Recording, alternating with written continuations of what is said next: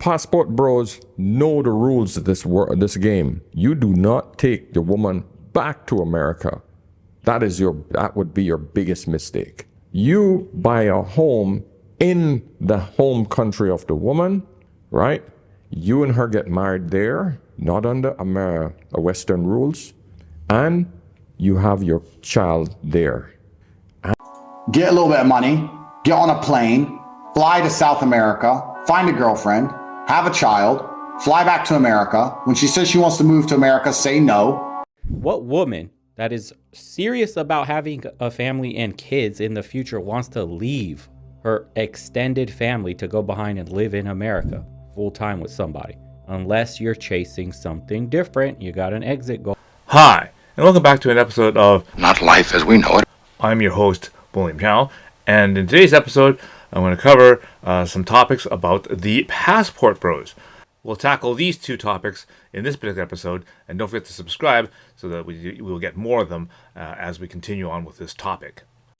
Get a little bit of money, get on a plane, fly to South America, find a girlfriend, have a child, fly back to America. When she says she wants to move to America, say no. Work, go visit, be a family man when you can be a family man. Do not face the fear of divorce rate. Keep your freedom, live your good life, have your genetic progeny, and be fine without worrying about losing the house, getting destroyed financially, and paying all your money away in child support. You can go to South America, you can go to parts of Northern Africa, you can go to Asia, you can go to Thailand. Go over there and have your family and protect yourself. That's what you should do if you don't want to move. Because anything else is going to end up with you financially decimated or desperate in a sexless marriage. That's the unfortunate reality of the Western world. So the point that Mr. Tate made in regards to having the baby in the foreign country, in the Asian philosophy or Asian thought, as a parent, you want your children to basically have all the opportunity and have all the ability to be the best that they can be. You want them to have a better life than you did, right? Because you went through all this different hardship, and you want them not to have that same hardship as you did. You want them to take the easier route, with less resistance. So you want them to have all the abilities, all the empowerment, all the enablement to be able to do the best that they can do. So, being born in Canada, you get a Canadian passport as the baby, right away. Or any sort of G7 passport would then give you the ability to travel and go to some of the best universities out there. Growing up in China, my wife is very, familiar with what the education system is, how brutal it is, whatever sort of, corruption, that kind of stuff there is. She's familiar with that, and she realizes that, in order to get somewhere, you want to go to a university of, a higher prestige, with something with some name, right? So then, of course, in the case of our daughter, she was able to go to the University of British Columbia here and get her bachelor's degree, and then, of course, then proceeded to go on to the University of Michigan and to get her master's degree. So, go blue. What woman that is serious about having a family and kids in the future wants to leave her extended family to go behind and live in America full time with somebody? Unless you're chasing something different, you got an exit goal. Now, all three of these people disagree with the immigration route. The advancements of the internet allow us to do things over, longer distances, have remote jobs and that kind of stuff that we didn't have before. But this only applies to a smaller proportion of people. So if you don't have a remote job, you're not of the situation where you own a particular business and you have the business run by people so that you don't have to be there. Or if you have one of those type of jobs where you can't, disappear every month for 6 weeks or whatever at a time. Most regular people who have regular jobs only have 4 to 6 weeks for the entire year. You can't run and raise a family in such a remote way with only being able to see every year for only 6 weeks at a time. I'm not saying it's impossible. I mean, this is literally like full-time military deployment. This is extremely infeasible for probably a large percentage of people. So immigration is obviously the way to go. The other problem, of course, is there are people that are obviously after your passport or basically the green card or the landed immigrant status. And this was a problem even back, in the days of the Russian brides, right? The Russian brides would just, want to get their ticket out of Russia. This is where you have to do your due diligence and spend the actual proper amount of time to discover what the benefits of actually doing the process of immigration. And I'll add two things to that. You have to think of all the advantages that your child was going to have, and the ability to, raise that child. The second big problem is, what are your means to make money to support the family? I ran into this problem, whereas when I was, in China with my wife, there was no way that I could move over there and get a job without being able to speak Chinese.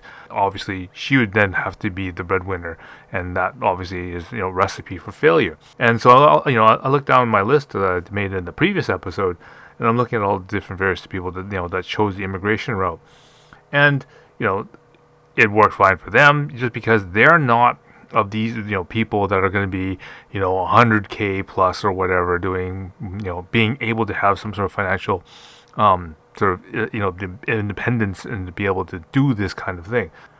I can look down the list of the people in my anime group, and I can quickly see, for example, myself, right? I mean, I work at Lowe's, right? I mean, that's definitely not a 100K a year job, right? I can see that SV2 and Saidi, they both work for internet companies as customer support, Hey, my internet doesn't work. Okay, well, we'll troubleshoot it for you. Definitely not a 100K a year kind of job either, right? Safeway, he actually works at a Safeway, so I mean, think of the income there, right? Gundam W, he works for BC Ferries, right? He's one of the attendants on the ferry runs, right? So again, these are just regular, everyday average people. Obviously, there are, Andrew Tate would recommend protect yourself financially, but I mean, we're just ordinary, everyday people. We don't have a massive amount of stuff, like, for example, like a Will Smith or something, right? The prospect is that we have means to provide here. The money and the ability to support can be even extended back to the Philippines, for example, because we have a lot of people here that would do just the basic minimum wage type of jobs, but it makes so much that they can send all that back to their parents and whatnot, so that they can provide for them a better life and better things like that. Because yes, you're right, you are away from your extended family. You don't have that support. So that goes around back to my initial statement, is that again, Asian philosophy has it that you want your kids to have an opportunity to have a better life. Parents of your girlfriend or wife would say, I realize that you have this natural support and the family and everything like that, but really we see that you may have more opportunity, more success, move up in the world, okay, rather than just live comfortably and in with the means, kind of only stay within your sort of bubble. Why not push that envelope? Why restrict your kids to the same life that you ended up, having the same problems in school and whatnot? Why not shoot for something higher? Shoot for a level up, try to get something better.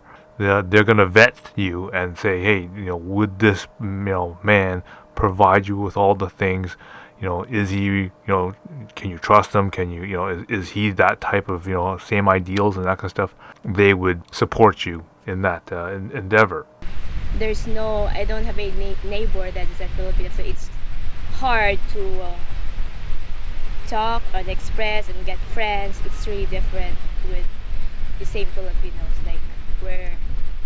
And that's the next part I want to make a mention is you have to provide an environment. You want to provide a network that supports and is friendly to the foreigners. With the couple in the video, the man was from Chicago, so pulling up the ethnic distribution in Chicago, you can see that only 0.05% of the population is Filipino.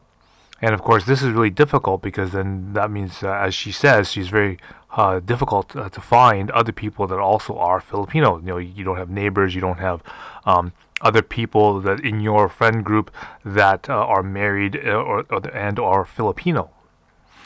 So we compare that to something like Vancouver, where, for example, here is 54% of the people identify as an ethnic minority, and looking at the stats even further, 5% of the population identify as Filipino.